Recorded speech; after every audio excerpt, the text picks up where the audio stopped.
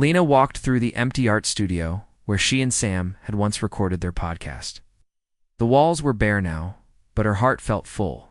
Their time capsule opening had given her strength. Yet she still longed for a way to bring their shared hope into the wider world, to show others how two friends could cross any distance. She dreamed of planting a real garden, one that Sam and she would tend together, even if they stood oceans apart. She sketched her idea on a scrap of paper, a garden of shared dreams that anyone could join, would plant seeds in special pots, write their wishes on wooden tags, and send the pots to one central place. Their volunteers would plant all the seeds in a community garden. Each tag would remind everyone of the hopes carried by friends near and far. When the plants grew, their leaves and flowers would whisper stories of courage and connection.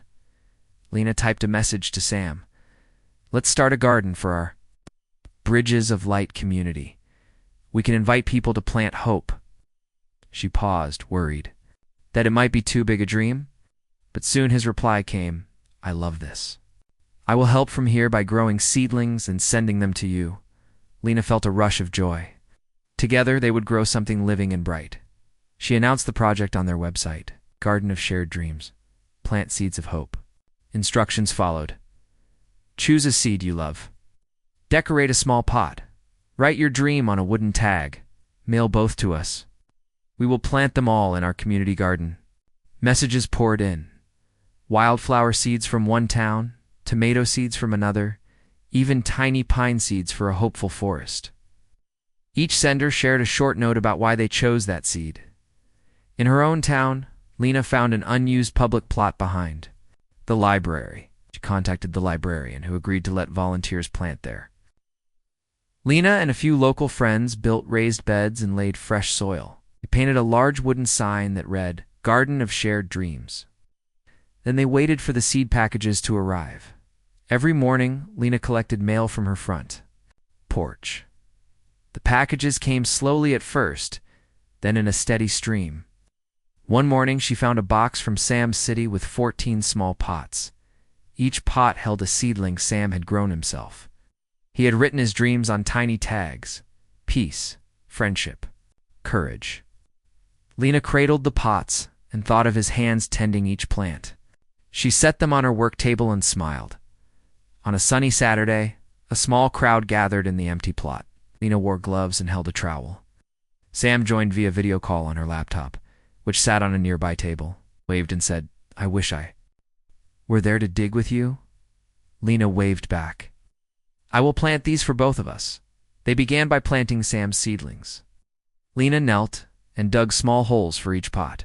She read each tag aloud: peace, friendship, courage. The crowd listened, their eyes shining. Then volunteers opened other packages. A woman placed a sunflower seedling next to Sam's row. A child carefully wrote hope on a tag and stuck it in the soil. A grandmother laid down a pot of basil for kindness. As they planted, Lena looked at her laptop screen. Sam's face appeared larger than life. He clapped and cheered for each seedling. Lena felt the distance vanish. The soil felt warm in her hands, and in that moment, she knew that human spirit could turn tiny seeds into powerful symbols. After planting, Lena invited everyone to write their own wooden tag. Each person wrote a short message: "Dream big. You are loved. Keep growing."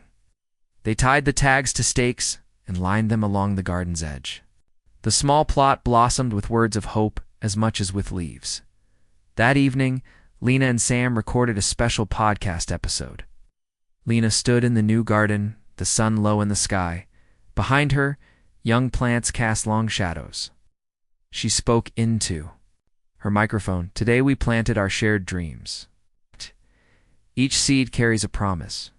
Thank you to everyone who joined us, near and far." Sam's voice came through the speakers. "And thank you, Lena, for making our hope into something we can touch and see." They ended with a pledge. "We will watch these plants grow, and we will continue to build bridges of light. Wherever you are part of this garden and part of our story." Lena closed her eyes and breathed deeply, smelling fresh soil and young green leaves. She felt her HFY spirit stronger than ever. Human creativity to plant ideas, human empathy too.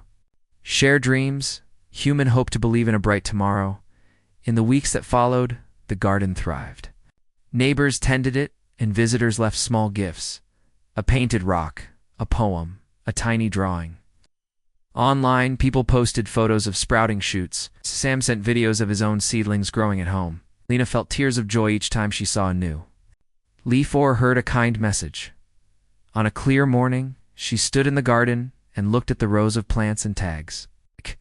Each plant told a story of people who felt distant but reached out anyway. Lena whispered to the garden, "Thank you." Then, she looked at her phone and saw Sam calling. She answered, and his face filled her screen. "I wish I could be there," he said. "I know," Lena replied. "Ah, but look how far our hope has grown."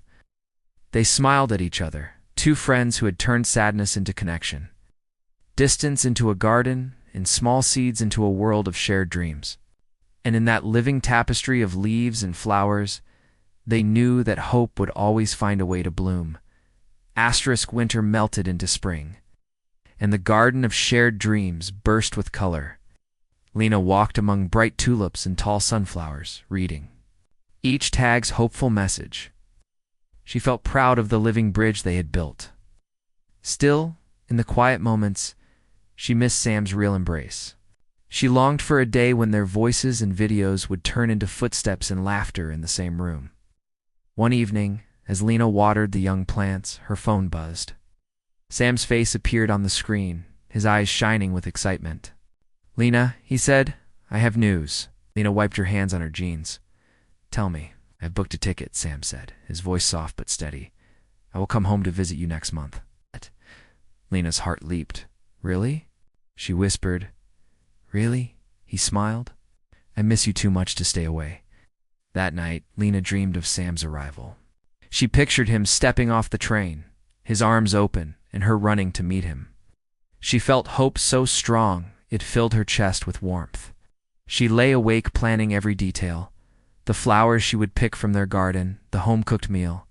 She would make the small art gallery in town where they could display their joint work. Days passed in a happy blur. Lena cleaned her apartment and hung new paintings on the walls, some of their shared projects, some fresh pieces inspired by the garden's blooms.